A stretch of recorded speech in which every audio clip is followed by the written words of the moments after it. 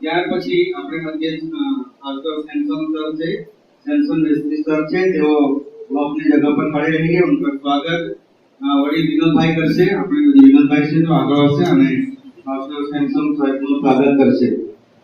આપણે તાળીઓ પાડતા રહીશું।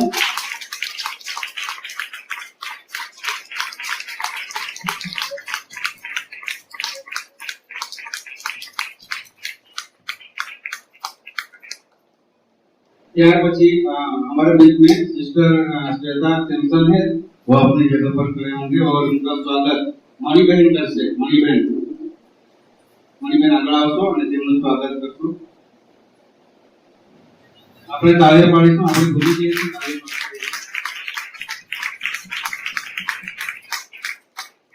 ત્યાર પછી આપણી મધ્ય સિસ્ટર સોલમી છે, તેમનું સ્વાગત કૌશલ્યાબેન કરશે। કૌશલ્યાબેન આગળ આવશો અને તેમનું સ્વાગત કરશો, સિસ્ટરનું સ્વાગત કરશો।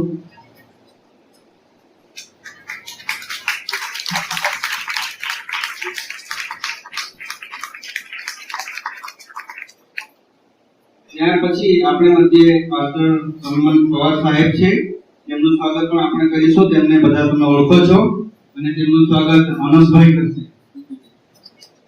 નવીનભાઈ કરશે। નવીન આજે પાડીશું આપણે।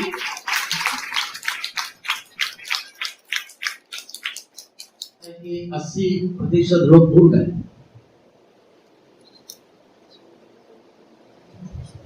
तो बाइबल स्टडी छोड़ना नहीं है, क्योंकि हम लोग एक चीज को लगातार सीख रहे हैं। अगर आप एक भी हफ्ता मिस करोगे तो बीच का निकल जाएगा। तो जरूर उसमें भाग लेने का प्रयत्न करें और जो भी सभाएं होती है उसका आप ग्रुप में।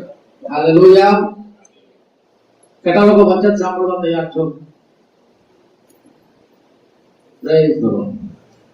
आज हमारे बीच में पास्टर सैमसन वेस्ली जब आए हैं, वे बहुत ही अनुभवी प्रभु के दास है और खास करके उनकी जो सेवा है बाइबल स्कूल के अंदर टीचिंग देने की सेवा है। साथ साथ में जहाँ भी उन्हें आमंत्रित किया जाता है प्रचार करने के लिए भी जाते हैं, प्रभु का वचन सुनाते हैं। वे प्रॉपरली आंध्रा के हैं लेकिन अभी लखनऊ में रह करके प्रभु की सेवा करते हैं और आज हमारे बीच में है।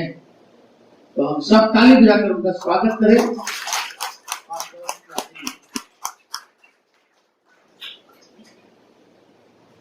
और ताली बजाएं।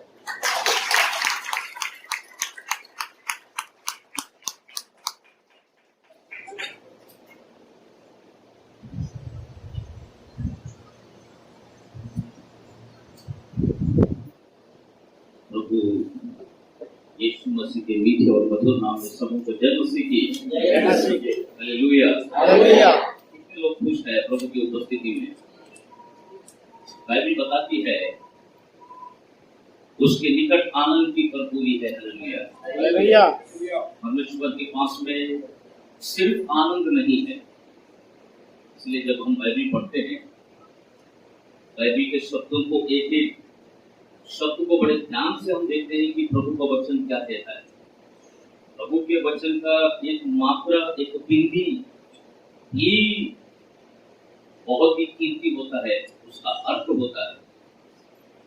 सिर्फ आनंद कहता तो अलग बात है, लिखा है आनंद की, सब लोग बोले आनंद की भरपूरी। It is not just a joy, मेरे बाइबल में लिखा हुआ है abundance of joy, भरपूरी होता है कि भरपूरी। वचन में जाने से पहले सर्वप्रथम पिता, पुत्र और पवित्र आत्मा का मैं संपूर्ण मन से धन्यवाद देता हूँ। केवल हमारे त्रिएक परमेश्वर को ही सारा आदर और महिमा मिले, जिसकी उपासना, आराधना, जिसकी मनन करने के लिए, जिसकी प्रशंसा, बड़ाई, तारीफ करने के लिए हम सब यहाँ पर इकट्ठा हुए। हमारा परमेश्वर महान और भला है, अच्छा है, उसकी करुणा सदा की है। एक बार विलाप गीत लिखते हुए लिखने हारा जो कि इर्मिया है, जिसको बाइबल पढ़ाते वक्त में क्लास में हम बताते हैं कि उसे हम कहते हैं विलाप करने वाला नबी, रोने वाला नबी कहते हैं उसको। तो ये रोने वाले नबी ने रोने वाले गीत को, जिसको विलाप गीत कहते हैं, विलाप करने वाला नबी, एक बार ऐसा कहता है तीसरे अध्याय में, हम मिट नहीं गए, ये उसकी महान करुणा का फल है, उसकी दया हमारे जीवन में अमर है। हालेलुया। अगर आपको ऐसा लगता है कि आपके खाने पीने से, आपके घर के बने हुए घी खाने से, काजू बादाम खाने से, अच्छा आपके घर के अंदर में जो गाय भैंस है उसका दूध पीने से आप आज जिंदा है, हट्टे कट्टे हैं, तो ये बात को सुन लीजिए,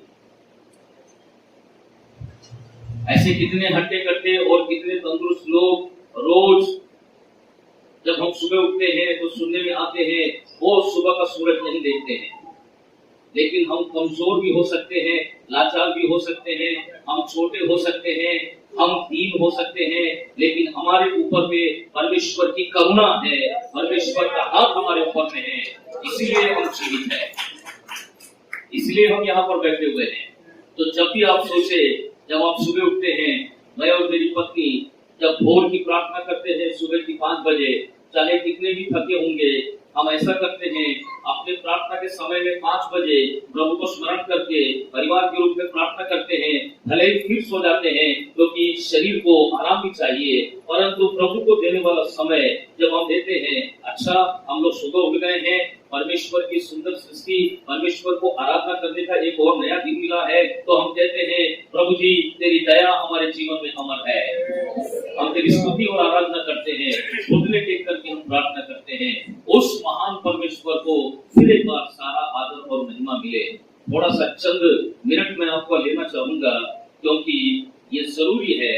बाइबल की हमें बताती है कि गवाह उनका एक ऐसा बादल हमारे ऊपर में चारों ओर है, तो ये गवाही सुनना और आपको चीजों को मालूम करना भी बहुत जरूरी है। मेरे एक बहुत बड़े पादरी साहब थे जिनको पहले शुरुआत के समय में 20-30 साल पहले जब गुजरात के अंदर में भी नए कन्वेंशन पहली बार करते थे, उसमें बिशप साहब उनको बुला के लाए थे, वो मेरे पास्टर रहे हैं, उनका नाम है कुरियन साहब। आपको मालूम है कलीसिया में खड़े होकर वो क्या बोलते थे, ध्यान से सुनिए। वो ऐसे खड़े होकर कहते थे कलीसिया के लोगों को, सुनो कलीसिया, क्योंकि वो इतने बुजुर्ग हैं, अपने जीवन में क्या क्या नहीं देखा होगा, इतने सारे उन्होंने फ्यूनरल सर्विस, जिसको आप अंतिम क्रिया कहते हैं, कितने सारे लोगों को प्रभु के जो घर चले गए, सो गए प्रभु में, उनकी अंतिम क्रिया किए, जिसको हम कहते हैं फ्यूनरल सर्विस। लोग आते हैं, फूल चढ़ाते हैं, माला चढ़ाते हैं, इत्र की बोतल जो है खोल करके पूरा इत्र डालते हैं उसके ऊपर में, अच्छे डिजाइन की चीजें लाते हैं, पेटी के चारों ओर में गुलाब के फूल लगाते हैं, क्या क्या नहीं करते हैं, नए कपड़े पहनाते हैं आप, और बहुत सुसज्जित रूप से, बहुत अच्छी तरह से पार्थिव शरीर का, डेड बॉडी का आदर सम्मान, लोग खड़े होते हैं। जिसने कभी उसके बारे में एक शब्द ना बोला, 5-5, 10-10 मिनट उसके बारे में तारीफ उनका पुल बांधता है। हमारे पास्टर जी खड़े होकर क्या बोले मालूम, ये सब जो तुम करते हो ये मुर्गा सुन नहीं सकता है, ये मुर्गा अपने तारीफ पर घमंड नहीं कर सकता है, इसीलिए यदि तुमको कुछ कहना है, जब मैं जिंदा हूँ तब मेरे सामने कहो, मेरे मरने के बाद नहीं कहोगे तो भी चलेगा, मैं सुनूंगा थोड़ी। तो जब मैं जीवित हूँ और जबकि हम सब जीवित है, ये थोड़ी सी बात मैं कहना चाहूंगा, जिनको हम बड़े आदर सम्मान से प्रार्थनाओं में जिनको हम स्मरण करते हैं, हमारे बिशप जॉर्ज फिलिप साहब, जिनको आप प्यार से गुजरात के इस पूरे क्षेत्र में सब लोग जिनको राजू भाई कहते हैं, वो मुझे पसंद नहीं है, क्योंकि राजू भाई से आप एक समान रूप में, एक मामूली से भाई के रूप में आप उनको कहते हैं, लेकिन ये आपका प्यार है उनसे, मैं अपनी बात कह रहा हूं, मुझे पसंद नहीं है। वो जो सम्मान के योग्य है, मैं हमेशा उनको ऐसे कहता हूं। गुजरात के किसी भी मीटिंग में खड़ा होता हूं, जब मैं इनका नाम लेता हूं, आप पूछ लीजिएगा, बिशप जॉर्ज फिलिप मैं कहता हूं। तो हमारे बिशप साहब के चर्च में यहाँ पर जबकि मैं खड़ा हूं, उनके ब्रांच चर्च जो दूसरी कलीसिया है उसमें मैं प्रचार कर चुका हूँ, परंतु उनकी जो मात्र कलीसिया है, उनकी जो अपनी कलीसिया जो झुंड है, पहली बार मैं यहाँ पर आया हूँ और मैं कहना चाहता हूँ, मैं बाइबल कॉलेज का एक टीचर होने के नाते जो 20-25 सालों से पढ़ा रहा है बाइबल, आपको मालूम है मेरे कान कितने मोटे हैं, जल्दी हम चीजों को प्रचार को जल्दी हम स्वीकार नहीं करते, वहां बैठते हैं, हमारे अंदर में तौल मटोल करने का, जांचने का, हर एक संदेश को परखने का एक आत्मा हमारे अंदर में अपने आप है जो कि बाइबल टीचर है। तो हम जल्दी से चीजों को अपनाते नहीं, पसंद नहीं करते हैं। एक व्यक्ति है जिनको मैं फोन करके परेशान करता हूँ, आपने क्या प्रचार किया, अपना संदेश मुझे भेजो। आपको पता है मेरे मेल में, मेरे व्हाट्सएप में कितने संदेश उनके पड़े हैं, क्योंकि अगर मैं 20-25 साल से हूँ तो वो 30-40 सालों से प्रभु का वचन पढ़ा रहे हैं। वो परिपक्वता में, आत्मिकता में, बुद्धि और ज्ञान जो प्रभु ने स्वर्ग से उनको दिया है, और जो इतना समय प्रभु के वचन को पढ़ने में उन्होंने जो बिताया, उसके बाद वो कुछ तैयार करते हैं तो समझ जाना कि वो खतरनाक वाली बिरयानी होगी। वो मामूली बिरयानी नहीं, वो दम बिरयानी, हैदराबादी, मुरादाबादी बिरयानी होगी पक्का। तो इसीलिए मैं कहता हूँ, बिशप साहब क्या प्रचार किए थे, थोड़ा भेजिए। फिर जब प्रचार भेजते हैं, मैं पूरा समय उस पर मनन करता हूँ कि ये क्या चीज है। कल्पना करके देखिए, चींटी के ऊपर में उन्होंने प्रचार किया, पूरे 15-20 बिंदुओं को मैं बैठ करके पढ़ रहा हूँ। मैं जैसे एक गाय और भैंस चारा जल्दी जल्दी खाने के बाद में सांझ के समय में या दोपहर में किसी पेड़ के छाया के नीचे बैठ करके वो जुगाली करते हैं, पेट में से उनका खाना आता है, उसको बारीकी से चबाते हैं, जुगाली करते हैं। मैं बैठ करके एक एक बिंदु पर मनन करने लगा कि इसका क्या मायने है।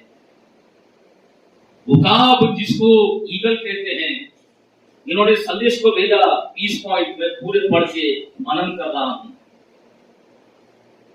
ये जितने कलीसियाएं स्थापित हुई है, अगर मैं ऐसा कहूंगा कि 1 नहीं, 2 नहीं, 3000 नहीं, 5000, 10,000 विद्यार्थी उनके चरणों में बैठ करके सीख करके आज इतने लाखों लोगों को उन्होंने प्रभु में लाया। ये एक व्यक्ति के परिश्रम के कारण हुआ। हालेलुया। ये त्याग और बलिदान जो उन्होंने किया है, सारा आदर और महिमा प्रभु को देते हैं, प्रार्थना करते हैं, कलीसिया से निवेदन करते हैं। कलीसिया निरंतर अपने चरवाहे के लिए, अपने परमेश्वर के द्वारा नियुक्त किए गए रखवाले के लिए निरंतर प्रार्थना करते रहिए। ये शरीर है, इसमें दुर्बलता है, इसमें कमजोरी है, क्योंकि ये नाशवान है। एक दिन हम सबको ये शरीर का डेरा छोड़ करके हमें प्रभु के पास में जाना है। हालेलुया। लेकिन जब तक हम शरीर में हैं, यदि कोई दुर्बल है, निर्बल है, कोई कमजोर है, अगर कोई असहाय है, उसके लिए प्रार्थना करके उसके लिए सहारा और बल का कारण बनो। हालेलुया। इसलिए अपने चरवाहे के लिए, अपने रखवाले के लिए निरंतर प्रार्थना करते रहिए, क्योंकि आपको अंदाजा नहीं, मैं बाइबल कॉलेज में हूँ, मैं एक साल में केवल 50-60 बच्चों को हम लोग पढ़ाकर ग्रेजुएट करते हैं। यहाँ पर एक ऐसा व्यक्ति है जिन्होंने 10,000 लोगों को, और वो 10,000 जाकर के लाखों लोगों को उन्होंने प्रभु में लाया। हालेलुया। हालेलुया। गंभीरता को समझे। कोई है जिन्होंने अपने पूरे जीवन को दे करके अपना घर, अपना देश, अपना राज्य, अपना खाना पीना, वेशभूषा, अपने रिश्तेदार, अपनों को छोड़ करके इस पराये जगह पर आकर के, जहाँ भाषा भी नहीं आती, इन्होंने जो त्याग और बलिदान किया है, आज हजारों लाखों लोग परमेश्वर की स्तुति कर रहे हैं। हालेलुया। और जो सेवा गए हैं, वो सिर्फ अभी नहीं, रोज आत्माओं को जीत रहे हैं। हालेलुया। इसीलिए प्रार्थना करते रहे, निरंतर अपने चरवाहे को प्रार्थना में उठाए रखे।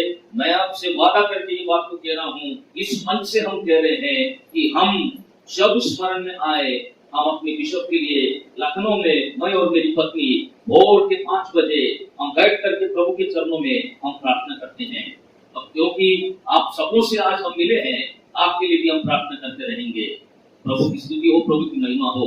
हालेलुया, हालेलुया, थोड़ा हंस करके हालेलुया, हालेलुया, थोड़ा सुंदर सुंदर चेहरे दिखाकर हालेलुया, हालेलुया, कोलगेट और पेप्सोडेंट कितना मेहनत कर रहे हैं, थोड़ा दांत दिखाकर हालेलुया, थोड़ा जम के मुस्कुराओ, जैसे मुंह मत, थोड़ा हंस के मुस्कुराओ, कितने सुंदर चेहरे हैं। आपको देखता हूं तो सच में ऐसा लग रहा है परमेश्वर की सृष्टि कितनी सुंदर है। हालेलुया, हालेलुया, प्रभु का धन्यवाद हो। तो इस समय को भी ध्यान में रखना है। आज के मनन में चलते हैं यहोशू का पुस्तक, यहोशू का पुस्तक 6वां अध्याय, उसकी 1 से लेकर के 5 आयतों को हम पढ़ेंगे। यहोशू का पुस्तक उसका 6वां अध्याय, कोई 1 से लेकर के 5 आयतों को पढ़ने में मेरी सहायता करें। यरीहो के सब फाटक इस्राएलियों के डर के मारे लगातार बंद रहे और कोई बाहर भीतर आने जाने नहीं पाता था। फिर यहोवा ने यहोशू से कहा, सुन, मैं यरीहो को उसके राजा और शूरवीरों समेत तेरे वश में कर देता हूँ। इसीलिए तुमने जितने योद्धा हैं नगर को घेर लें और उस नगर के चारों ओर एक बार घूम आए और 6 दिन तक ऐसा ही किया करना। और 7 याजक संदूक के आगे मेढ़ों के सींगों के 7 नरसिंगे लिए हुए चले। फिर 7वें दिन तुम नगर के चारों ओर 7 बार घूमना। तुम नगर के चारों ओर 7 बार घूमना। और याजक भी नरसिंगे फूंकते जाए। और जब वे मेढ़ों के सींगों के नरसिंगे देर तक फूंकते रहे, तब सब लोग नरसिंगे का शब्द सुनते ही, उस नरसिंगे के फूंकने के शब्द को सुनते ही बड़ी ध्वनि से जय जयकार करे। आप लोग आराधना करें, जय जयकार करें। अब नगर की जो शहरपना है नेव से गिर जाएगी। किससे गिर जाएगी? हाँ, माइक में बोलो बहन। नेव से किससे गिर जाएगी? सब बोल बेटा, तो मैं कह रहा हूँ बोलो, किससे गिर जाएगी? नेव से। जब के बोले किससे गिर जाएगी? नेव से। अब आप मत बोलिएगा, कलीसिया बोले किससे गिर जाएगी? नेव से। कितने लोगों को पता है हिंदी में ये नेव का मतलब क्या होता है? अच्छा ठीक है, गुजराती में क्या बोलते हैं नेव? पाया। इंग्लिश में कहते हैं फाउंडेशन। क्या बोलते हैं? सबको मैं चाहता हूँ कि ये बात पता, आपको अच्छी तरह से पता चले कि हिंदी में नेव का मतलब क्या होता है। ये आपकी कलीसिया किस पे खड़ी है? नहीं, ये कलीसिया बातचीत करने वाली कलीसिया है, ऐसा मुझे बिशप साहब ने कहा। ठीक है, बिशप साहब ने मुझे बोला मेरी कलीसिया बहुत ही सुंदर, बहुत ही अच्छी और बातचीत करने वाली और बहुत ही आज्ञाकारी, प्रभु की आराधना करने वाले परमेश्वर के भक्त पवित्र लोग हैं, ऐसा उन्होंने कहा। ठीक है ना, तो आप बातचीत कीजिए। किससे गिर जाएगी? सब लोग बोलेंगे नेव से गिर जाएगी। किससे गिर जाएगी? पीछे के व्यक्ति भी चिल्ला करके बोलेंगे, इनको मुझे सुनाई देना चाहिए। किससे गिर जाएगी? ठीक है, मुझे अच्छी तरह से वो आखिरी वाला आयत जो है वो एक बार गुजराती में कोई पढ़ के सुना दे। 5वीं आयत जो है, 6वीं है ना? 5वीं आयत, हाँ 5वीं आयत, लास्ट वाला वही कोई गुजराती में पढ़ करके मुझे सुना दीजिए। અને જ્યારે તેઓ મેંઢાનું સિંગ લાંબે સાથે વગાડે ને રણશીંગડાનો સાદ તમે સાંભળો ત્યારે એમ થાય કે સર્વ લોકો મોટે સાદે હોકારો કરે, પછી નગરનો કોટ તૂટી પડશે. The word will be coming in the Gujarati. It will fall down with the foundation in the nail. नींव से नीचे गिर जाएगी। अच्छा नहीं, ओके। हिंदी में बहुत ही साफ रीति से आया है कि किससे गिर जाएगी। अगर कुछ इंग्लिश बोलने वाले लोग हैं तो उनको अच्छे समझेगा कि ये जो बिल्डिंग है इसको सबसे पहले फाउंडेशन डाला गया है, नेव डाला गया है, तब जाकर के ये बिल्डिंग यहाँ पे खड़ा हुआ है। बराबर बराबर है। ऐसा कोई बिल्डिंग आप जानते हैं जिसको नेव के बिना खड़ा किया गया है? क्या नेव के बिना बिल्डिंग खड़ी रहती है? नहीं रहती है। ध्यान से सुनिएगा, किससे गिर जाएगी? सब लोग चिल्ला करके बोलेंगे। जब तक चिल्ला कर अच्छे से नहीं बोलोगे तब तक मैं संदेश में आगे जाऊंगा नहीं। फिर आपको देर हो जाएगी, फिर यहाँ पर 1-2 बजेंगे तो फिर आप बोलेंगे कि बिशप साहब आपने कौन से पादरी को बुलाया। मुझे दोष मत देना फिर। संदेश जल्दी समाप्त करना है तो उतने ही जम के बोलो, हालेलुया, ठीक है। इस सेकंड क्या आएगी? तो मतलब आप चाहते हैं कि मैं जल्दी से खत्म करके भाग जाऊं। अच्छा, पिछले महीने के वो जो हमारा पाम संडे है, जिसको खजूर का इतवार कहते हैं, तब से लेकर आज तक 40 दिन से मैं बोल रहा हूं। बताने का कारण यह है कि प्रचार के दौरान जब मैं आत्मा से भर जाऊं और थोड़ा सा ऊंची आवाज में प्रचार करने लगूं, मेरी आवाज यदि किसी भी प्रकार से यदि गला बैठ जाए या फटी बांस के समान लगे तो समझ जाना ये पादरी साहब 40 दिनों से प्रभु का वचन प्रचार कर रहे हैं, इसीलिए इनका गला ऐसा है। ठीक है ना? Hallelujah, hallelujah. आप प्रार्थना भी तो कर सकते हैं ना कि संदेश खत्म होने तक ये पास्टर साहब का गला अच्छा रखो प्रभु। हालेलुया, कर सकते हैं। Hallelujah, hallelujah. इस्राएल के लोगों ने 400 सालों तक किसी देश के अंदर में गुलामी करने के बाद में फिर 400 साल के पश्चात 40 वर्षों का कठिन एक मरुभूमि की यात्रा करके परमेश्वर ने जो वाचा, परमेश्वर ने जो वायदा, परमेश्वर ने जो प्रॉमिस किया है, उस नगर, उस देश में उनको प्रवेश करना है। लेकिन मेरे प्रिय भाइयों और बहनों, आज सुबह के समय में जो आयत को आपने पढ़ा है, उसमें एक समस्या है। वो एक समस्या हमारे जीवन में हो सकती है। इस्राएलियों के जीवन में वो समस्या आज वर्तमान के समय में हमारी समस्या हो सकती है। जब वो 40 सालों तक भटकते रहे, 40 सालों तक घूमते रहे, 40 साल दर दर ठोकर खाते रहे, परमेश्वर की अनाज्ञाकारिता करने के कारण वो सिर्फ 1 महीना 50 दिन के अंदर में जो यात्रा पूरी करनी है, 40 सालों तक उन्होंने दर दर भटक कर अंत में जब जो मिलना था, जो उनके लिए रखा था, उस नगर में वायदे का देश, सुंदर सा देश, कनान का देश, दूध और मधु की धाराएं बहने वाली देश, आशीषों का देश, परमेश्वर का देश, जब प्रवेश करने गए, दीवार उनके सामने खड़ी है। ये दीवार परमेश्वर के लोगों को परमेश्वर के वायदे में नहीं जाने देता। ये दीवार परमेश्वर के लोगों को आशीषों को पाने नहीं देता, क्योंकि वहां रोकने वाली कोई बात है, दीवार खड़ी है। आपने 400 सालों तक मिस्र देश के अंदर में गुलामी की। You were slaves in the land of Egypt for 400 years.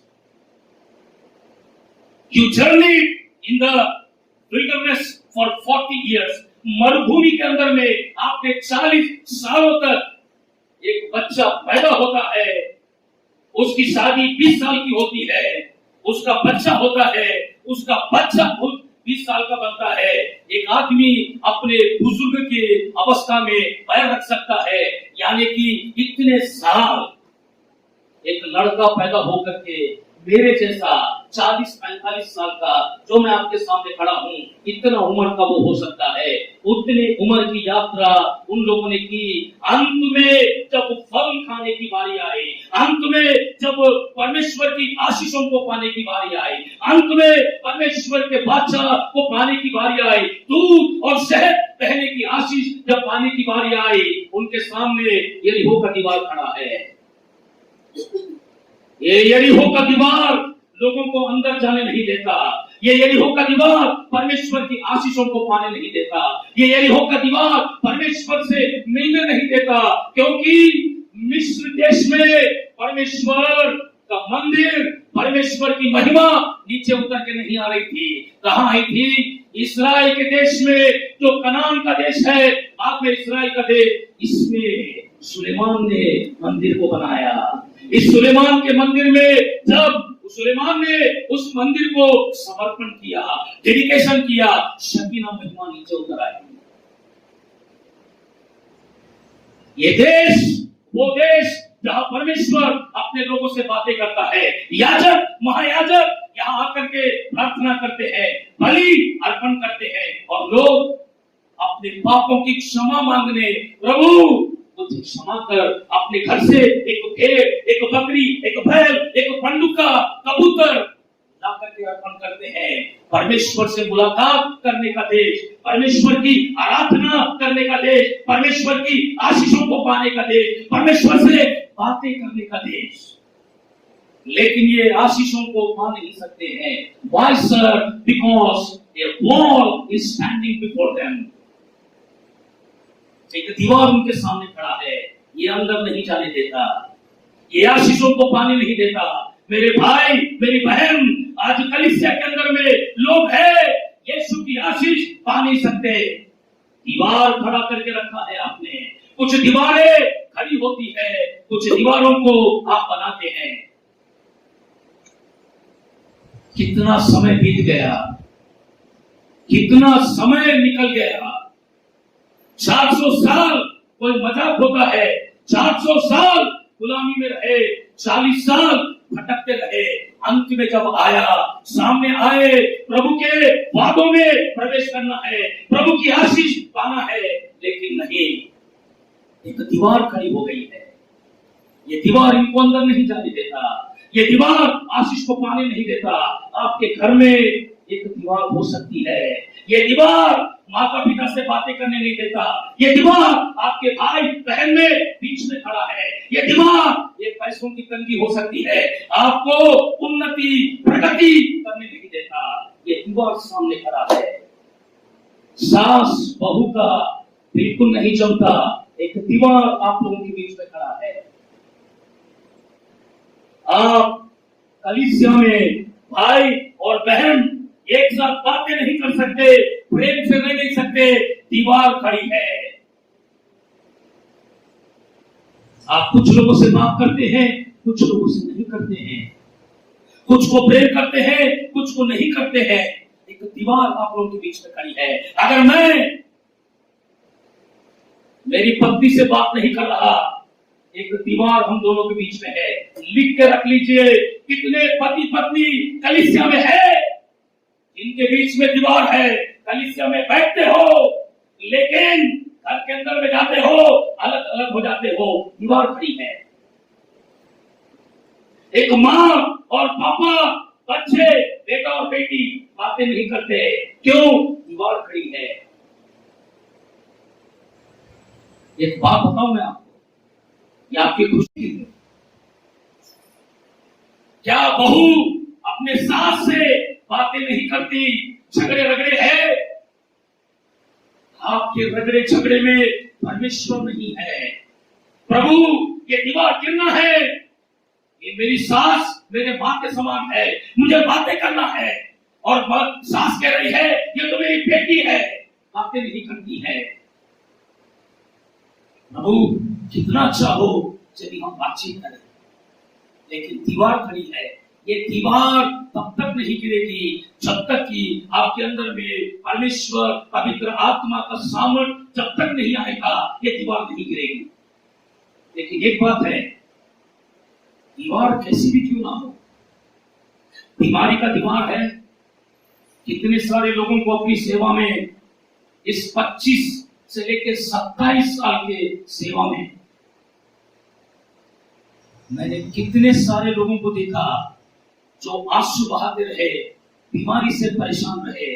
मैंने प्रभु के वचन को जब पढ़ा तो मैंने समझा, प्रभु इस व्यक्ति के जीवन में, इस बहन के जीवन में एक गरीबों का दीवार है, और वो दीवार का नाम है बीमारी। प्रभु, ये घर में माँ और बाप, बच्चे एक दूसरे से बातें नहीं करते, भाई और भाई, बहन और बहन, भाई और बहन बातें नहीं करते। कलीसिया के अंदर में विश्वासी भाई और बहन, कुछ लोगों का आपस में कोई प्रेम नहीं, कोई संबंध नहीं। आपने दीवार खड़ा करके रखा है। एक दीवार, अदृश्य दीवार खड़ी है। परमेश्वर के लोगों को, वाचा के लोगों को, अनुग्रह प्राप्त लोगों को प्रभु ने जिन्हें अपने नाम से चुना, उनके लोगों को एक पवित्र देश में, वाचा के देश में, आशीष के देश में अंदर तो जाना है, दीवार बीच में खड़ी है। ये दीवार उनको अंदर नहीं जाने देती, ये दीवार आशीषों को पानी नहीं देती। आशीषें सामने है, नहीं जा सकते।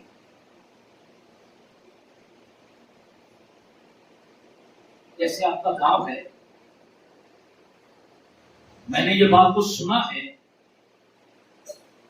आपके चर्च के अंदर में अच्छे फलदायी वृक्ष लगे।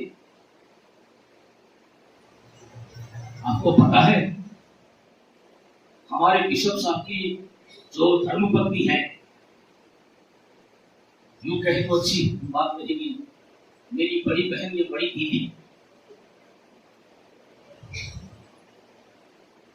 अभी एक समय था इन्होंने अपने साथ के कुछ लोगों को लेकर, जब वो वृक्ष छोटे छोटे थे, उनको खोद करके खाद डाल के उसमें पानी डाला। ध्यान से सुनिए, एक बहुत बड़ा जमींदार था,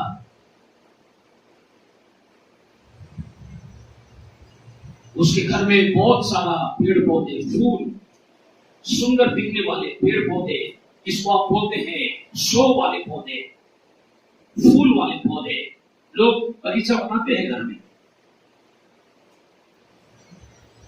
उस घर के अंदर में एक दादाजी थे। वो दादाजी, उनका काम था सुबह और शाम उन पेड़ों को पानी दिया करते थे। एक शाम जमींदार का छोटा सा बेटा और उसका दादा, बच्चे का, ये दादा और ये छोटा बच्चा बगीचे में पानी देने के लिए गए। पानी देते देते पानी रुक गया। देख रहे हैं पानी नहीं आ रहा पाइप में। 3-4 कारण हो सकते हैं। नंबर 1, टंकी में पानी खत्म हो गया। नंबर 2, किसी ने नल बंद कर दिया। नंबर 3, नल से पाइप निकल गया होगा, कुछ तो कारण होगा। जब पानी बंद हुआ, दादाजी ने छोटे बच्चे को बोला, बेटा जा देख क्या पानी में टंकी में पानी है कि नहीं। बच्चा दौड़ के आया, दादाजी दादाजी पानी पूरा भरा है टंकी में, लबालब भरा। मतलब समस्या वो नहीं। दादाजी ने बच्चे से कहा, बेटा जा दौड़ कर जा, देख नल की जो टोटी है बंद चालू करने वाला किसी ने बंद कर दिया क्या। बच्चा दौड़ कर गया, लौट कर आया, फिर कहता है, दादाजी नल की टोटी तो चालू है।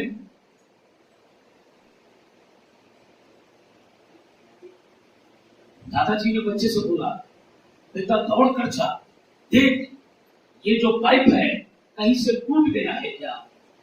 बच्चा दौड़ करके गया और देखा, दादाजी पाइप कहीं से भी टूटा नहीं है, टंकी में पानी है,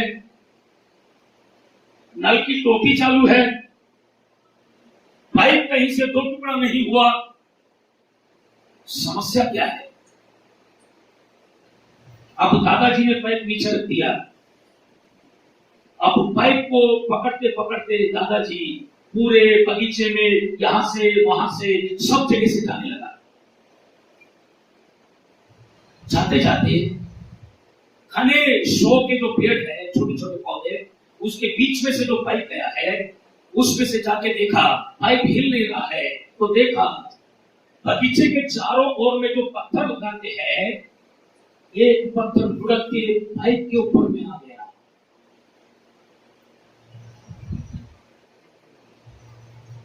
आशीषों की टंकी जो स्वर्ग की है वो खाली नहीं है। आशीष को देने वाला परमेश्वर का हाथ जो नल है वो छोटा नहीं हुआ, वो बंद नहीं हुआ। परमेश्वर की आशीषों की धारा टूटी नहीं कहीं से। प्रॉब्लम कहां है। आपने अपने ऊपर में अपने दीवार को, अपने पत्थर को रख दिया और परमेश्वर की आशीषों को आपने रोक दिया। दोष परमेश्वर का नहीं, टंकी का नहीं, पाइप का नहीं, नल का नहीं, उस पत्थर का है। हमने परिवार में पत्थर दीवार को खड़ा कर दिया। दो व्यक्तियों के बीच में प्रेम नहीं, एक पत्थर, एक दीवार को खड़ा कर दिया। रोकने वाली चीजें हैं। एफेसियों की पत्री पढ़ो, अच्छी बात लिखी है। क्या लिखी है मालूम? ये दीवार जो अलग करती है, ये दीवार जो नाश की है, ये दीवार जो दूरियां, उस दीवार को यीशु ने ढा दिया है। ये दीवार क्या करती है सर? परमेश्वर के लोगों को प्रभु की आशीष में जाने नहीं देता। ये दीवार क्या करता है सर? इसने बादशाह के देश और प्रभु के देश के लोग के बीच में खड़ा होकर के आशीष के लोगों को आशीष के देश में नहीं जाने देता।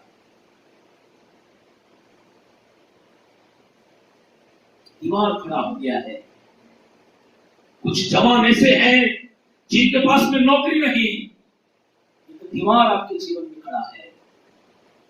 ये तंगी, परेशानी, कुछ जवान बेटे और बेटियां, दीवार खड़ी है। कितने प्रयास कर रहे हैं, दीवार नहीं होता। सब कुछ एक एक करके जो मैं कह रहा हूं, दीवार आपके जीवन में है। कुछ दीवार को हमने बनाया। कौन सा दीवार है सर? दीवार के ऊपर में एक एलसीडी लगा है। क्या लगा है? सब लोग जल्दी बोले, क्या लगा है? कितना बड़ा लगा है आपके घर में? उसकी चौड़ाई बढ़ती जाती है ना? मैं जब छोटा था, इतना सा ब्लैक एंड व्हाइट टीवी मेरा पापा जब खरीदा, पूरा गांव देखने आ गया। ये क्या चीज है? आज क्या चीज है? हमारे घर के अंदर में पहला कमरा है, सोफा लगा है, और जैसे ये ब्लैक बोर्ड है, बड़े बड़े अच्छे, उसमें क्या आता है सर? उसके अंदर में नागिन आता है। ये नागिन देख देख करके हमारी बहनें इच्छाधारी नागिन बन गई। ये जब देखो डसती है। क्या चल रहा है सर? सास बहू चल रहा है। 30 सालों से घिसा पिटा वही चल रहा है। जब वो सीरियल में कोई बहू रोती है, देखने वाले हमारे पवित्र विश्वासी टीवी को देखते देखते वो भी, जब सास बहू में कोई विलन आती है जो इधर उधर दोनों में पॉलिटिक्स खेलती है, इसको फंसाती है, इसको फंसाती है, उसको जैसी आती है आपको भी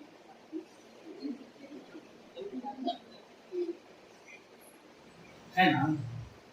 कितना अच्छा दीवार खड़ा किया हमने सर। हमारे दीवार में सलमान खान आता है, किसी का भाई, किसी का जान। ये अच्छा दीवार है, इसमें बढ़िया बढ़िया आता है। सार सार आता है, सार सार से अच्छा साउंड से अच्छा अच्छा चीज आता है इसमें। ये जो खड़ा करके रखा है आपने, ये जो आपके सपनों में जो नागिन आ रही है, ये जो दीवार आपने खड़ा करके रखा है, इस दीवार को मैं कहता हूं वो पत्थर जो आशीषों के पाइप के ऊपर में है। प्रभु यीशु आशीष देना चाहता है, ये नागिन रोक रही है। परमेश्वर का हाथ आशीष देना चाहता है, वो किसी का भाई, किसी का जाना है। ज्यादा कुछ हुआ तो बीच में पठान आ जाता है। कैसी आएगी आशीष? कहां से आएगी आशीष?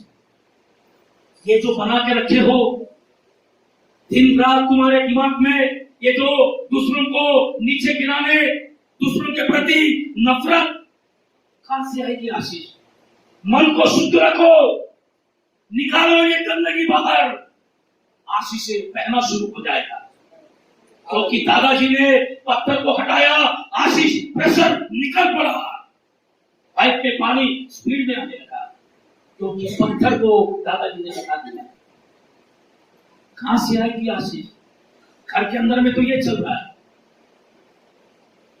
मैं अभी चैलेंज कर रहा हूं, बुरा मत मानिए। आप बोलेंगे बिशप साहब वो लखनऊ वाला पादरी है, उसको मत बुलाओ, हो सकता है ऐसा बोलेंगे। ध्यान से सुनिए क्या कह रहा हूं मेरे प्रिय भाई और बहन। ये जो रोकने वाली चीजें हैं, ये जो आपको प्रभु परमेश्वर के यीशु के पवित्र आत्मा से भरने के लिए जो बातें रोक रही है, ध्यान से सुनिए। जवान लड़के लड़कियों ने परमेश्वर के वचन के विरुद्ध में जाकर के दिन रात आप जो व्हाट्सएप में जो कर रहे हो बंद करो, दीवार खड़ा करके रखे हो, मत बुलाओ मुझे, अगली बार मैं बोलकर जाऊंगा। जवान लड़के लड़के छोड़ो, शादीशुदा विवाहित हमारे कलीसिया के पवित्र लोग क्या क्या देख रहे हो समझ जाओ। क्यों आपने दीवार को खड़ा करके रखा है? कहां से आएगी आशीष? है कनान के देश में कैसे जाओगे? आशीष कैसे पाओगे? दीवार खड़ा करके रखे हो। आप मुझे अगली बार मत बुलाओ, बोल के जाऊंगा।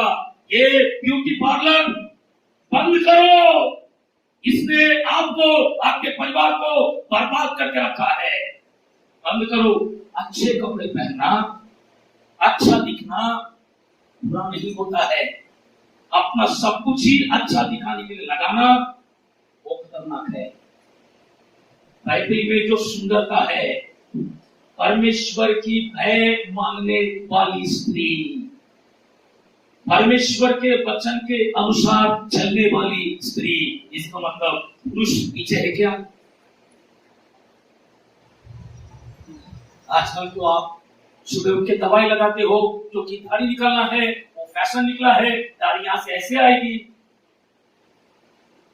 यहां से बड़ा पर कटेगा, ऐसा करके एक लाइन दिखता है। पार्लर जाते हो, अच्छा खासा अंदर जाते हो, वो सफेद वाला पोत के अचानक आपको देखो, ऐसा लगता है अरे हमने तो दूध को भेजा, ये तो भूत है। कब हम समझेंगे संसार के सदृश न बनो, आप पवित्र लोग हो। कैसे दीवारों को खड़ा किया? कोई ब्यूटी पार्लर का दीवार खड़ा करके रखा, किसी ने ये नागिन कहा, किसी ने सलमान खान कहा। ध्यान से सुनो, बुरा लगेगा।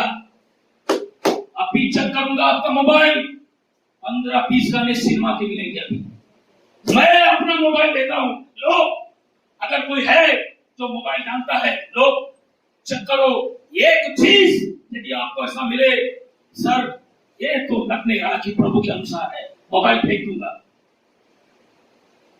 इसमें 20 बाइबल है, पढ़ाने के लिए डिक्शनरी है, ना फेसबुक है इसके अंदर में, ना इंस्टाग्राम है, कुछ नहीं, देख लो, नहीं है। तुम्हारे गर्लफ्रेंड के फोटो अभी निकलेंगे, अभी तुम्हारे सिनेमा गाने, तुम्हारे वो क्लिप जो सिनेमा के हैं अभी निकलेंगे। कहां मिलेगी आशीष? कहां से पाओगे? बादशाह का देश, हमारा बादशाह का देश प्रभु यीशु मसीह ने तैयार किया हुआ स्वर्ग का देश है। Hallelujah, hallelujah. कैसे मिलेगा? पादरी साहब, बिशप साहब, स्वर्ग जाना है, हम कलीसिया में आते हैं, प्रभु की आराधना गारंटी करना चाहते हैं कि हम मर जाए तो स्वर्ग में जाए, बाप रे तो नरक में कौन जाएगा? छोटी आशा में मत रहो, जो काम कर रहे हो वो स्वर्ग नहीं तुमको वही ले जाएगा। तुम क्या सोचते हो तुम्हारे मोबाइल के अंदर में तुम टाइम पास करने के लिए सिनेमा गाना सुनोगे, स्वर्ग जाओगे? क्योंकि परमेश्वर के विरुद्ध, पवित्र आत्मा के विरुद्ध में काम करके नहीं पा सकते तुम। इस्राएल के लोग बादशाह के देश में नहीं जा सकते, because A wall is stopping them. आपको पता है, जब मैं बाइबल कॉलेज में क्लास में पढ़ाता हूं तो मैं कहता हूं, मेरे भाई मेरी बेटी इस्राएल के देश चले जाओ, अभी भी यरीहो के दीवार नीचे गिरे है, अभी भी यरीहो के दीवार नीचे गिरे है। लेकिन बट यरीहो के दीवार की एक विशेषता है, सुनो, इस्राएल के लोगों के आने तक यरीहो के दीवार को किसी भी शक्तिमान, ताकतवर, सामर्थी, किसी बादशाह, किसी शहंशाह ने उस दीवार को इतना भी नुकसान नहीं पहुंचाया, क्योंकि यरीहो के दीवार अपने मजबूती के लिए जाने जाते हैं। इंग्लिश में हम कैसे बोलते हैं मालूम? क्लास में लखनऊ में जब मैं पढ़ाता हूं, मार्टिन लूथर क्रिश्चियन यूनिवर्सिटी जो कॉलेज में हम पढ़ाते हैं, वहां पर मैं ऐसा बोलता हूं, dear students, the walls of Jericho are known for its durability. Durability का मतलब होता है तगड़ा, मजबूत, इसको हिला नहीं सकता है कोई। The walls of Jericho are known for its durability. Sir, ये यरीहो का दीवार फेमस क्यों है सर? वो फेमस है अपने मजबूती के लिए। इसलिए अंबुजा सीमेंट जब देता है तो कुछ लिख के आता है ना? हाँ, मजबूती के बारे में कुछ लिखा रहता है।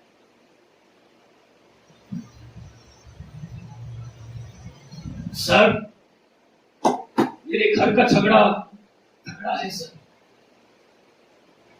यरीहो का दीवार तगड़ा है, आपके जीवन का जो दीवार है तगड़ा है, सास बहू का जो दीवार तगड़ा है, मजबूत है, ये पैसों की तंगी का दीवार मजबूत है और पक्का है। सर, मेरी जिंदगी कुछ दिखाई नहीं देता, नो फ्यूचर, मजबूत है दीवार। कौन सा? आपके सत्यनाशी का। कुछ लोग मुझे फोन करते हैं, मेरी पत्नी को एक दिन फोन आया, लखनऊ में बैठे हम, मध्य प्रदेश की कोई लड़की, दीदी अब मेरा सब कुछ खत्म हो गया, एक ही रास्ता बचा है, मैंने सोचा सुसाइड से पहले मैं आपको कॉल करूं क्योंकि आपसे बात करना अच्छा लगता है, बस ये मेरा आपसे आखिरी संदेश है। लड़की का नाम वीनस। उसने कहा, बेटा तुम जो करने जा रही हो ठीक है, तुमने निर्णय लिया, लेकिन मेरी बात सुन लो। वचन से बोलना चालू किया, कम से कम 5-10 मिनट सिर्फ वो रोती रही, बोलने को दीदी तक नहीं बोल रही थी, इतना रोना था, ऐसा कर रही थी, दीदी भी नहीं बोल पा रही। अभी वो लड़की जिंदा है क्योंकि सुसाइड का, आत्महत्या का दीवार गिर गया। हालेलुया। हम दीवारों से परेशान है। इस्राएल के लोग यरीहो के दीवार के सामने खड़े हैं, नथिंग, कुछ नहीं हो सकता। क्यों? अरे दूसरा दीवार होता तो हम उसको तोड़ के अंदर जाते, ये तो यरीहो का दीवार है, ये दुनिया में अपने मजबूती के लिए फेमस है। The walls of Jericho are prominent in the world for its strength.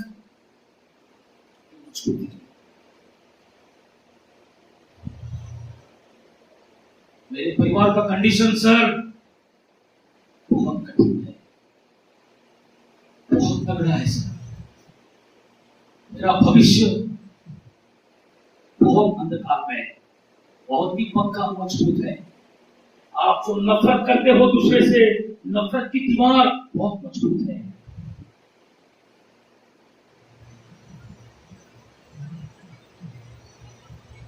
मजेदार बात सुनिए, दुनिया का सबसे पक्का दीवार, यहोशू से परमेश्वर कह रहा है, तू इसके गोल गोल जा चक्कर लगा। कल्पना करो, फिर से सुनिए, दुनिया का सबसे मजबूत दीवार परमेश्वर कह रहा है चक्कर लगा के आ जाओ। बिशप साहब को ये बाइबल कॉलेज का बिल्डिंग थोड़ा बड़ा करना है, ये मेरे को बुला के बोल रहे हैं, सैमसन एक काम करो, बाइबल कॉलेज के विद्यार्थियों को ले लो, ये दीवार को अपने को तोड़ के आगे करना है, ये दीवार के चारों ओर घूमो, ये गिर जाएगा, अपन दूसरा दीवार बनाएंगे। मैं स्टूडेंट लोगों के बीच में जाके बोलूंगा, अभी पादरी साहब को डॉक्टर की बहुत जरूरत है, क्योंकि आत्मिक बातें, परमेश्वर की बातें कुछ लोगों को पागलपन लगता है। इसलिए कहता हूं, कलीसिया से जब पादरी साहब बोले, हमारे बिशप साहब बोले, आओ इस विषय के लिए प्रार्थना करें, शंका न करो। तुम्हारे मन में यह बात आती है, अरे तो इतना बड़ा प्रोजेक्ट है, तो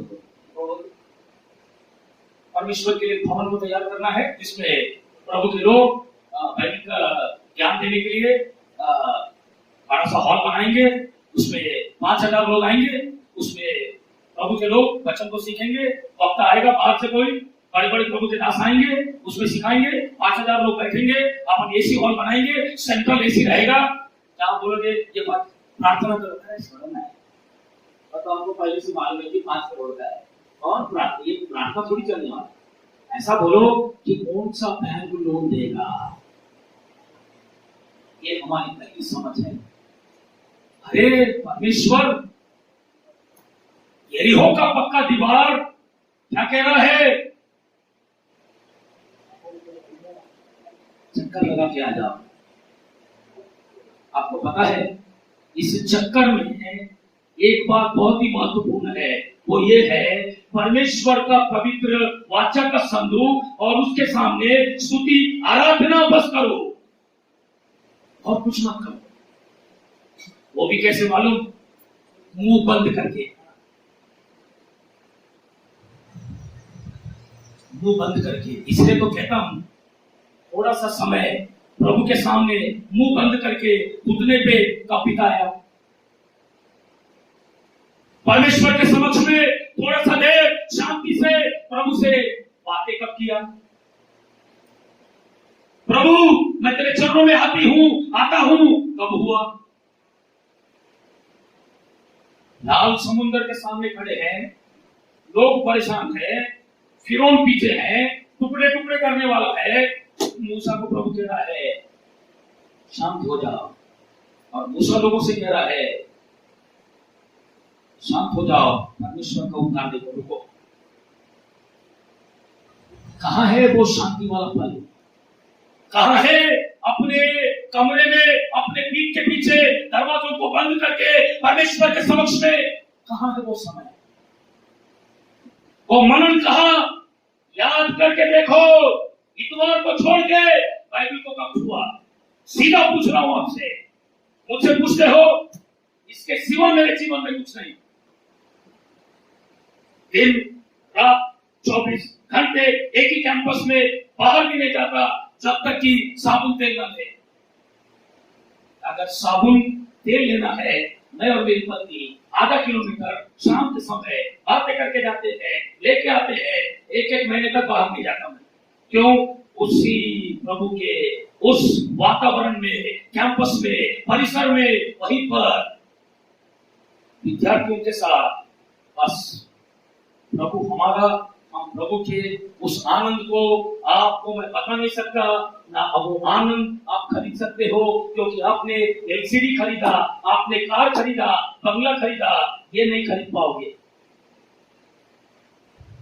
ये गंदगी मन के अंदर की, ये जो कड़वाहट है, ये जो पॉलिटिक्स है, ये जो दूसरों के प्रति, अरे ये चिड़चिड़ापन, ये गुस्सा निकाल दो। ये दीवारें हैं, ये आपके मन की शांति को खराब करता है। सिंपल जीवन, सरल सा जीवन जियो। क्यों इतना ज्यादा पेचीदा? क्यों इतना ज्यादा इधर का उधर, इधर का इधर?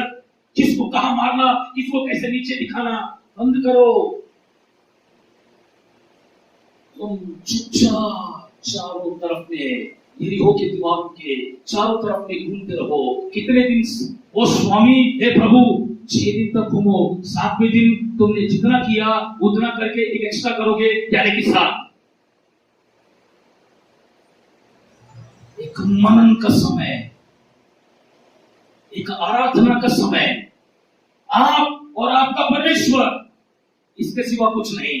कभी बिताया, कभी बैठे, कभी प्रभु से बातें किया अकेले में। यहां कलीसिया में कूद कर आराधना करना आसान है, यहां अन्य भाषा बोलना आसान है।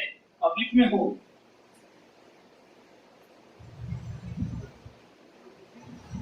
अकेले का जीवन कहां गया? प्रभु से आंखें बंद करके घुटने पे प्रभु के पास में कब बातें किया? कुछ मत करो, शांति से प्रभु को स्मरण करते हुए पवित्र वाचा का संदूक लेकर के बस घूमते रहो। ये जो घर में दीवार है ना, ये जो परेशानी का दीवार है, ये जो मन की शांति का बिगड़ने का जो दीवार है, ये जो बीमारी का दीवार, आपके सास बहू का दीवार, आपके दोस्त मित्रों का दीवार, कलीसिया में जो दीवार, पास्टर और विश्वासियों में जो दीवार, अगर इसको गिरना है, प्रभु पे मनन करते हुए, प्रभु को स्वीकारते हुए, यहोशू, ना मैं इधर का ना मैं उधर का, बस मैं तो प्रभु का दास हूं। ये आपके ऊपर है। ये पवित्र आत्मा केवल बिशप हमारे फिलिप चर्च का नहीं, केवल सैमसन का नहीं, ये किसी का नहीं। ये किसका है सर? जो अपना है, जो मन में बुला ले, जो स्वीकार कर ले, प्रभु अपना जीवन तुझे देता हूं, प्रभु आज से ये जीवन तेरा, प्रभु ये स्तुति आराधना तेरे लिए, इसे ग्रहण कर, प्रभु मेरे घर में आजा। आपका है। विचित्र बात है, it is surprising for me that the Lord is asking the people of Israel just to go around the walls of Jericho and the walls will fall down. ये मेरे लिए विचित्र बात है। मजबूत पक्के दीवारों के चारों ओर में घूम जाओ, बस प्रभु पर ध्यान करो, दीवार गिर जाएगी। पागलपन। मैं तेलुगु देश का आदमी, हमारे तेलुगु में क्या बोलते हैं मालूम? वेर्रितनम। दैट मीन्स ये तो बुद्धिहीनता है। इंग्लिश में इट्स इलॉजिकल। लॉजिक नहीं है इसमें। क्या पक्का दीवार चारों तरफ घूमो गिर जाएगा? क्या लॉजिक? परिवार में बच्चों का भविष्य ठीक नहीं, दीवार पक्का है ना, तंत्र मंत्र इधर उधर, लोन, इससे उससे बातें करना, ये अधिक तो मेरे बेटे को नौकरी दे दो, वो कंपनी, वो सर, मेरा एक बेटा। हाँ,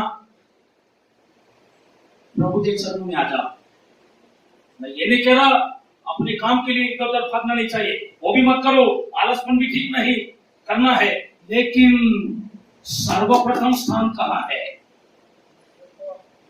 घर की परिस्थिति बिगड़ गई, प्रभु के पास बैठे। पति पत्नी के बीच में अच्छा नहीं, प्रभु के पास बैठे। पैसों की तंगी है, प्रभु के पास बैठे। ये दीवार पक्की दीवार है। ये बीमारी सर मेरी जान लेकर ही जाएगी, पक्की बीमारी है सर, ये दीवार पक्का है। लेकिन प्रभु कहता है पक्का दीवार है, कोई बात नहीं, आसान काम करो, मेरी स्तुति करो।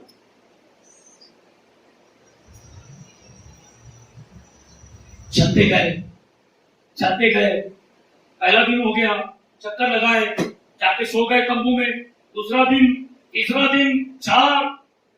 कुछ लोगों को इस्राएल के मंडली में कुछ लोगों को लगा होगा अरे ये क्या है यार, ये 2 दिन हो गया है, 3 दिन हो गया है, दीवार में कुछ दिख नहीं रहा। कुछ लोग जाकर के देख रहे होंगे, ये देखिए वहां एक लंबा लाइन है, उसको कहते हैं क्रैक। क्या बोलते हैं? सो मत बातें क्या बोलते हैं? जम के और जम के और जम के मुझे क्रैक कर दो, बोलो। किसी आदमी ने देखा होगा यार, दीवार गिरने की तो बात किया था प्रभु ने,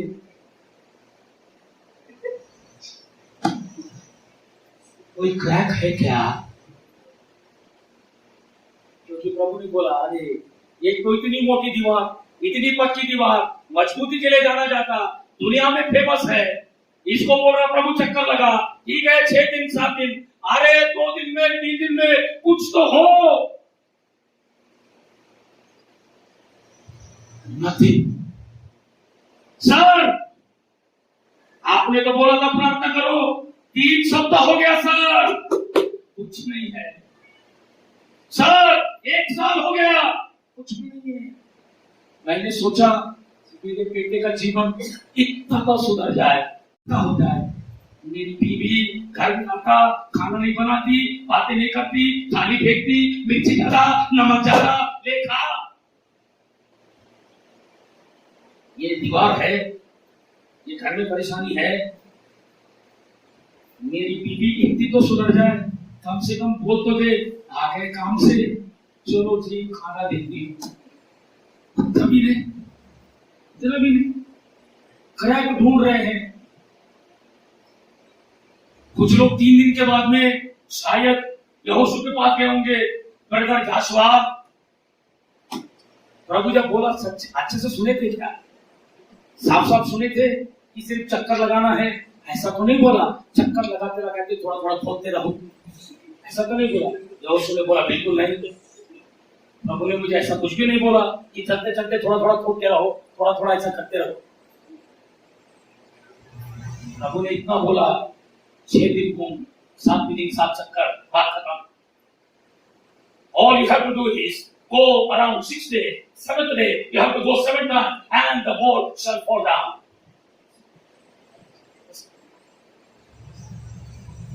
बिशप साहब मेरा जीवन लगता है कुछ काम करने, अगर प्रार्थना करो। अरे बिशप साहब मैं कह रहा हूं कि मैं मरने पर हूं, मेरा जीवन तबाह, मेरा सब कुछ खत्म। मैंने सोचा आप कुछ तो कार में बिठा के उधर ले जाके वो कंपनी में वो साहब के पास इधर उधर कुछ तो, अरे कुछ भी नहीं, कोई भी क्रैक नहीं, कुछ भी नहीं।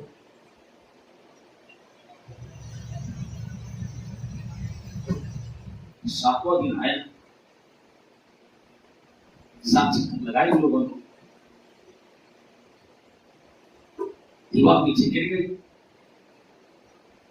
लेकिन हम तो टीचर है बाइबल कॉलेज के, इसको चबाना मेरा काम है। ये इतना आसानी से मैं पढ़ना शुरू किया, हिंदी जानता भी नहीं, इंग्लिश बाइबल, गुजराती में वो नहीं आया। मेरा काम है पढ़ना, 6 भाषा में मैं पढ़ता हूँ, 16 मेरे पास में इंग्लिश की बाइबल है, सब बाइबल एक दूसरे से अलग है, पूरा जीवन इसी में है।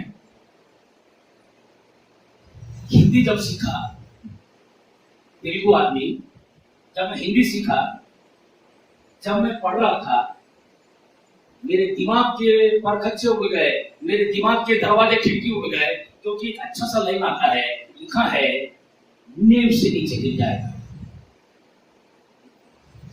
जम के बोले किससे गिरेगा? जम के बोले किससे गिरेगा? बात ऐसी है, संदेश को समाप्त करने की बात ऐसी है मेरे प्रिय भाई और बहन, ये प्रार्थना चल रही है, ये आराधना चल रही है, ये स्तुति चल रही है, प्रभु की महिमा चल रही है, प्रभु की आज्ञाकारिता चल रही है। 6 दिन घूमते रहो, 7 दिन घूमते रहो, परमेश्वर की ये बातों को मानकर सब कुछ कर रहे हैं। समस्या बड़ी है, प्रभु ने जो कहा वो कर रहे हैं, छोटा सा काम, प्रभु पर मनन, सब कुछ चल रहा है। और जब प्रभु की आज्ञा को मान के सब कुछ कर रहे थे मेरे भाई मेरी बहन, परमेश्वर मजबूत दीवार के फाउंडेशन में काम कर रहा था। फाउंडेशन में प्रभु काम कर रहा है, क्योंकि मजबूत दीवार सिर्फ नहीं गिरेगी, फाउंडेशन से उखड़ जाएगी। इसको कहां से उखाड़ूंगा? जड़ से उखाड़ डालूंगा। कहां से? परिवार की समस्या जड़ से खत्म।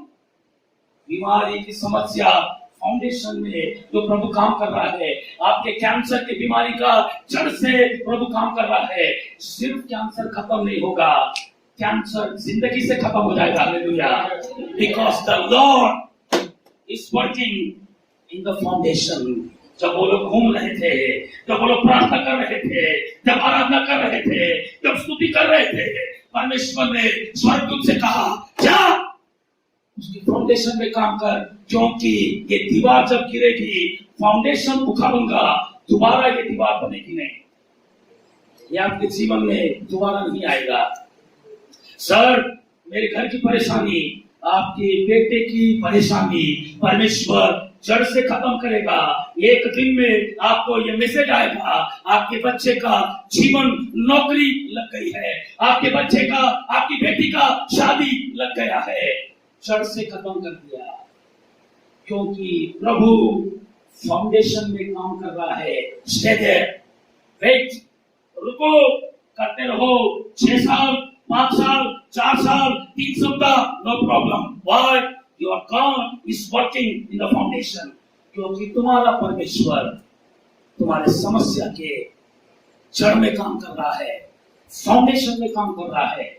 जब ये गिरेगा ना, एक सत्य घटना सुनो। इटारसी नाम के जगह से 40 किलोमीटर दूर प्रचार करने गए। 40 किलोमीटर प्रचार करके वापस आ रहा था। जब आ रहा था, आंधी तूफान इतना भयंकर, घर के शब्द, टीन के कबेलू उड़ के मेरे सामने गिर रहे थे। मैंने जैसे तैसे मोटरसाइकिल को, जैसे तैसे धीरे धीरे धीरे धीरे मैं किनारे आते आते एक घर के पास रुकने का प्रयास किया।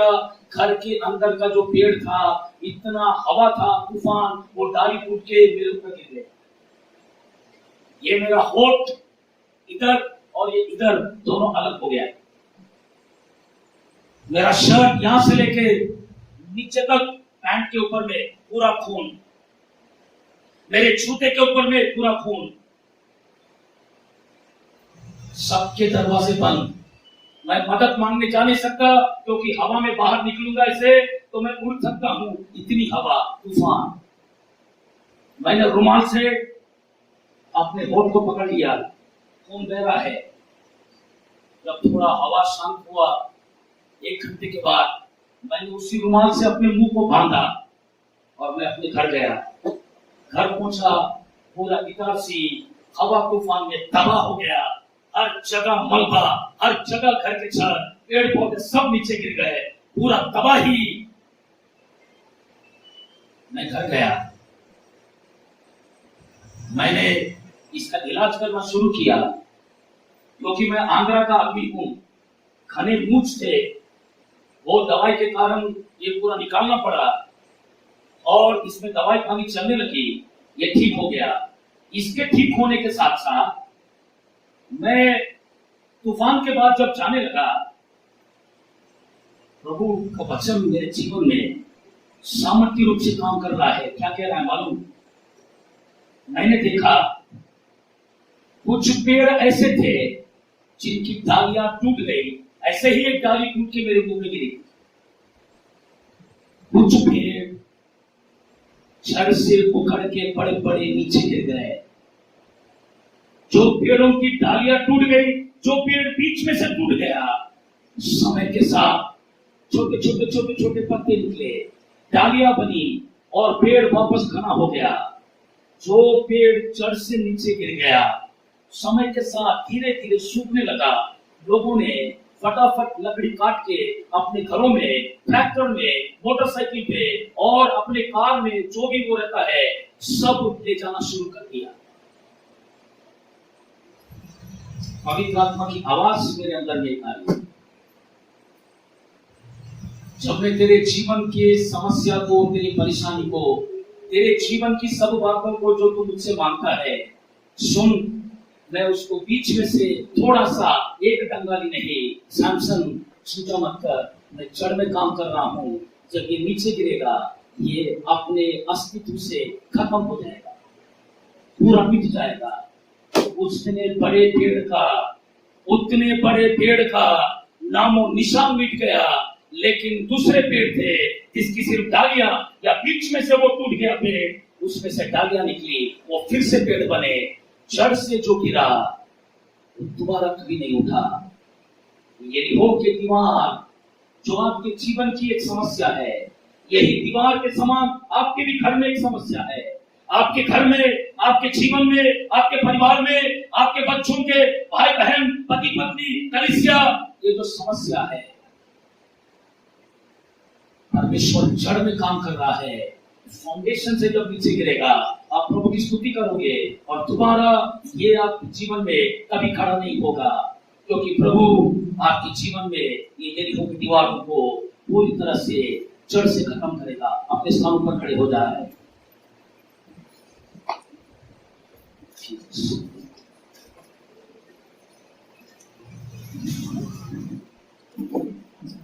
थोड़ी देर के लिए अपनी आंखों को बंद करें।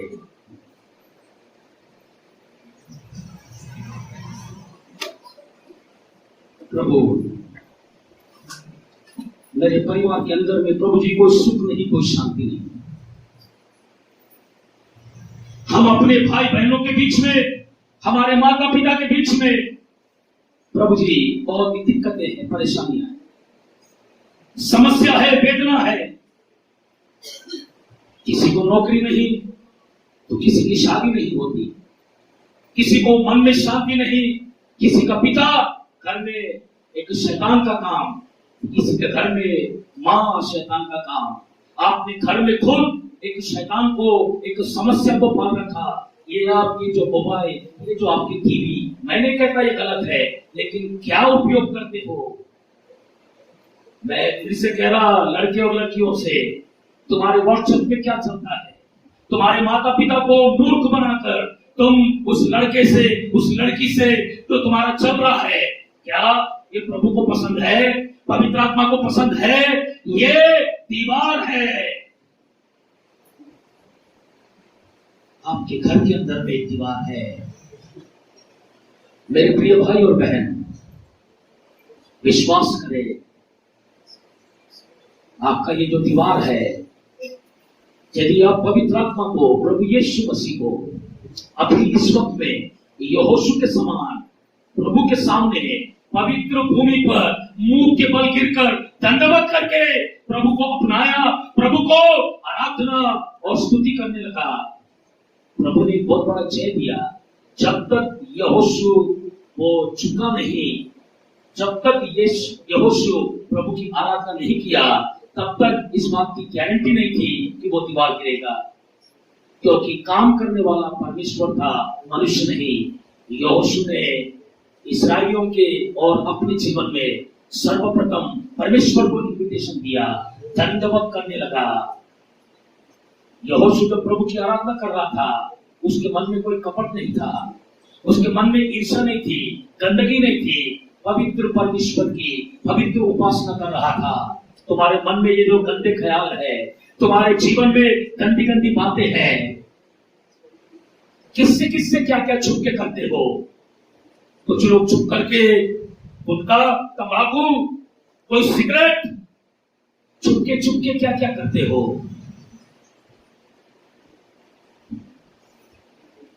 अगर किसी को धन संपत्ति मिले आपको बड़ी तकलीफ होती है, क्योंकि आपको ईर्ष्या, उसको क्यों मिला? ये आपने दीवार खड़ा किया है। मैं आपसे कहता हूं, ये दीवार का गिरना जरूरी है। दीवार जब नहीं गिरे, वाचा के देश में नहीं जा सकते। जब तक कि दीवार नहीं गिरा, इस्राएल के लोग पवित्र परमेश्वर के देश में, वादे में, वाचा में, in the promises of the Lord, वो कभी प्रवेश नहीं कर पाए, बाहर घूमते रहे। जब दीवार गिर गई, प्रभु के आशीष में प्रवेश किए। ये जो आपका व्हाट्सएप का, ये जो आपका सिनेमा सीरियल का दीवार नहीं गिरेगा, आशीष के देश में प्रवेश नहीं कर पाओगे। लड़के लड़कियों सावधान हो जाओ, ये गंदी दीवार गिरनी चाहिए। बड़े बुजुर्गों, आपके जीवन में जो नफरत, जो घमंड, पैसे का घमंड आ गया है, एक घर बन गया, कार है, इतना घमंड आ गया। इसलिए तो मैं हमारे बिशप जॉर्ज फिलिप को इसलिए तो मैं मानता और इसलिए तो स्मरण करता, अगर वो चाहे इसी धन संपत्ति से क्या नहीं कर सकते, लेकिन सेवा में सेवकों के लिए अपना जीवन कुर्बान कर दिया, अपना जीवन दे दिया। आपको धन, आपके बैंक बैलेंस याद करके बड़ा घमंड आता है, अरे मेरा कोई क्या कर सकता, अभी 2 करोड़ है।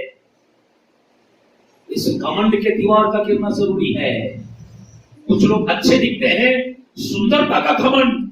परमेश्वर आपके जीवन में कोई ऐसा काम ना करे कि आपके घमंड को निकालने के लिए प्रभु आपको घुटने पे लाए। इससे पहले प्रभु लाए, अपने आप प्रभु के चरणों में आ जाओ।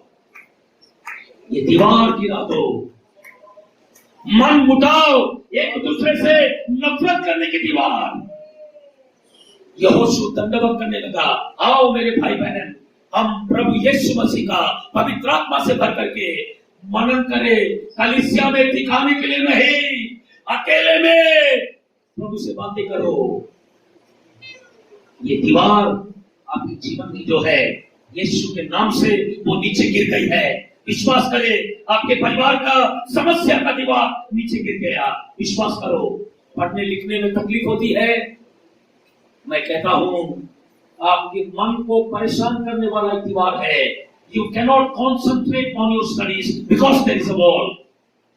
आपको पढ़ने में जो परेशान करता, एक ऐसा दीवार आपके जीवन में है, और मैं कहता हूं ये दीवार गिरेगा। अपने मन को पहले परमेश्वर पर तो लगाओ। प्रभु बुद्धि और ज्ञान देता। याकूब की पत्री पहला अध्याय, अगर किसी को बुद्धि और ज्ञान की कमी हो वो मुझसे मांगे, मैं बिना उल्हाना दिए हर किसी को अधिकार से देता हूं। सुलेमान का परमेश्वर, ज्ञान का परमेश्वर, आपका भी परमेश्वर है। आज सुबह के लोग आपने गंदे काम किए हैं, आपने दीवार को खड़ा किया है। प्रभु के सामने रो के माफी मांगो। प्रभु, मेरे घर में जब कोई नहीं था, मैंने ये गंदा काम किया, मैंने अपने घर के दरवाजे को बंद करके कमरे में मैंने ये गंदा काम किया, मैं छुपके माँ बाप से मैंने ये काम किया। आपकी बुद्धि और ज्ञान का स्रोता, यदि आज आपको पढ़ने लिखने में यदि बुद्धि ज्ञान नहीं है, तो मतलब गंदे काम को छोड़ो, दीवार को नीचे गिरा दो। प्रभु सहायता करेगा। मेरे भाई और बहन, परमेश्वर के समक्ष में यहोशू मुंह के बल नीचे गिर गया। आज यीशु के सामने नीचे गिरो, उसके सामने दंडवत करो। कोई भी दीवार कितनी भी मजबूत क्यों ना हो, परमेश्वर उसको नीचे गिराएगा। प्रभु आपको आशीष दे।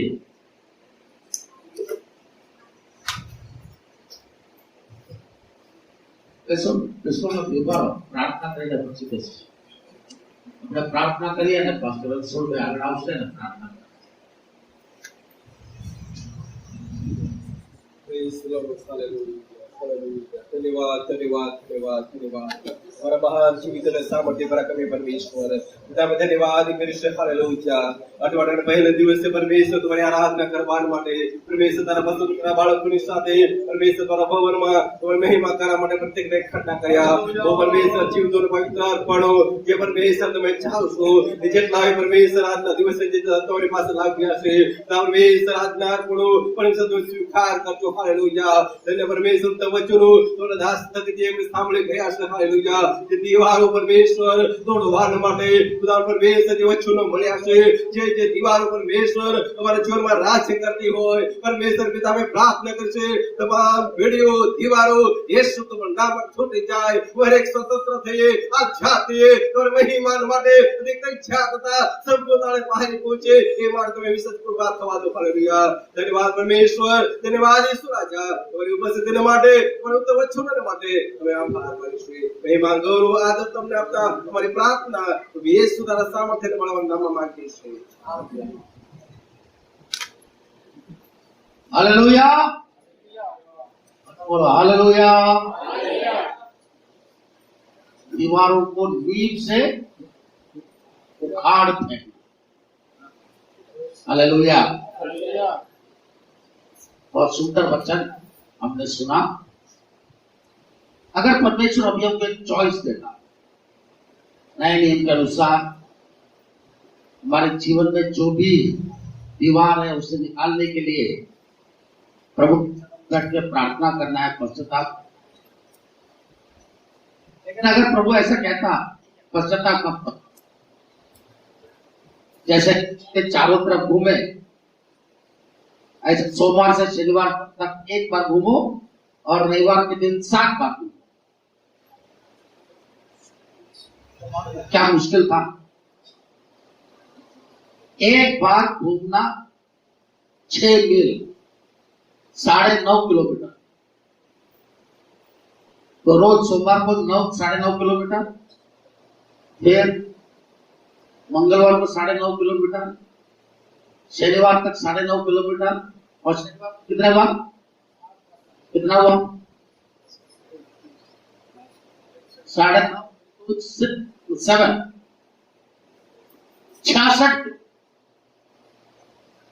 66.5। इतना घूमने के बाद जब आप स्तुति करोगे तब दुआ कर पाओगे। प्रभु क्या क्या करो कर सोगे तुम, हैं?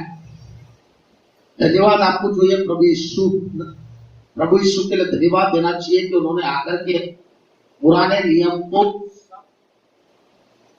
हटा करके नए नियमों को इतना आसान किया हमारे लिए, तो भी हम करने के लिए तैयार हैं। रोज 2 घंटा प्रभु को देने के लिए हमारे पास टाइम,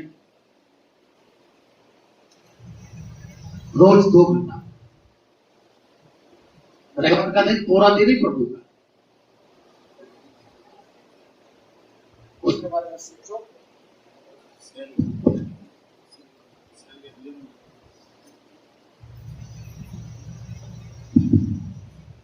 उसके बारे में सोचो, आप सबको आशीषित करें।